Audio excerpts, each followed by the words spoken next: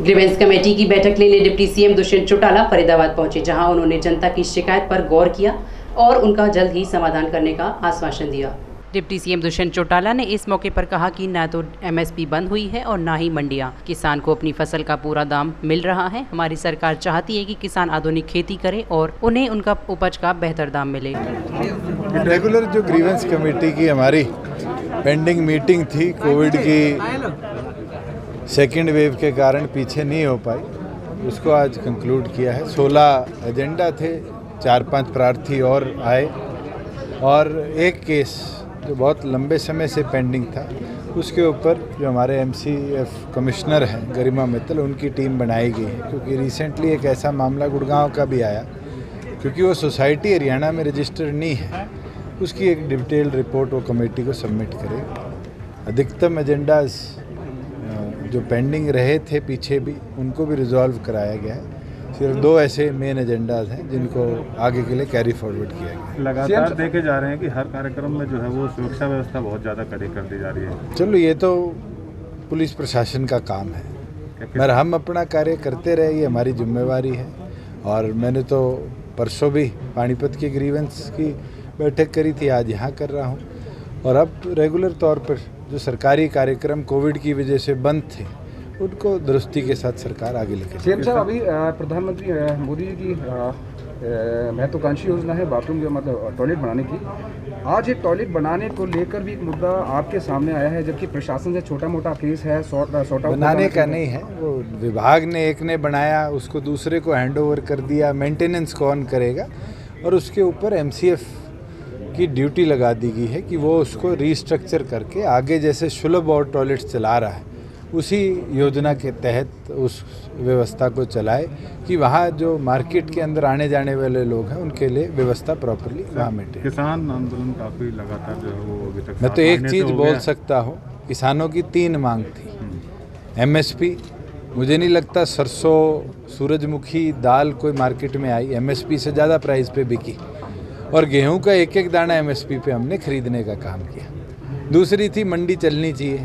आप खुद दिन भर घूमते हैं, कोई एक मंडी ऐसी बताओ जो आज बंद हुई हो, या कोई दुकान ही बंद हुई हो किसी मंडी के अंदर। आड़ती को भी उसकी आड़त का दाम पूरा मिला, और किसान की फसल का भी पूरा एमएसपी उसके खाते में ट्रांसफ़र करने का हमारी सरकार ने पिछले 1.5 साल से काम किया है।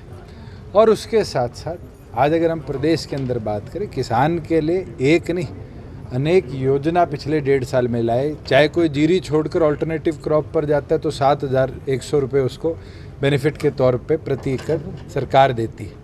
आज अगर बाजरा छोड़ के किसी और क्रॉप पे जाएगा तो उसको 4,000 रुपये दिए जाएंगे। अगर आने वाले समय में बाजरा भी मार्केट पे आएगा तो उसको 52 योजना के तहत सरकार उसकी भरपाई करने का काम करेगी। और पिछले जो 600 दिन पूरे होने की हमारी प्रेस कॉन्फ्रेंस थी, हॉर्टिकल्चर करने वाले किसानों के लिए 600 इलेक्ट्रिक ट्रैक्टर।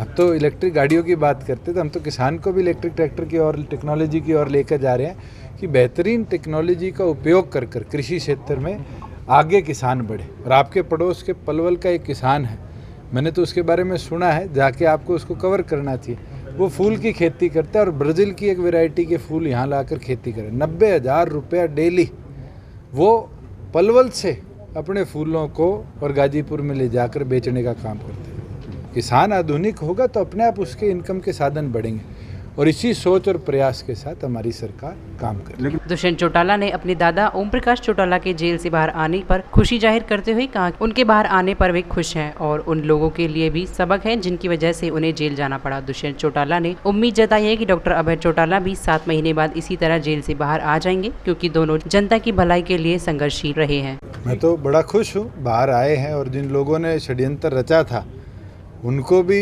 इस चीज़ का जवाब मिला है। और वो तो संघर्षशील लोग हैं दोनों, डॉक्टर साहब भी और चौटाला साहब भी, जिनने 10 साल बिना किसी अपने चेहरे पे शिकन के सज़ा काटी है। और डॉक्टर साहब की भी हमें उम्मीद है कि अगले जो 7 महीने जो इंटरम बेल पीरियड था वो कंप्लीट होगी, वो भी हमारे बीच में इसी तरह होंगे। चौटाला जी ने कहा है कि चौटाला साहब बाहर आ गए हैं तो कई राजनीतिक समीकरण बदलेंगे और हलचल मची हुई है राजनीतिक पार्टियों में। मैं तो इतना बोलना चाहता हूँ, वो बाहर तो पिछले 1 साल से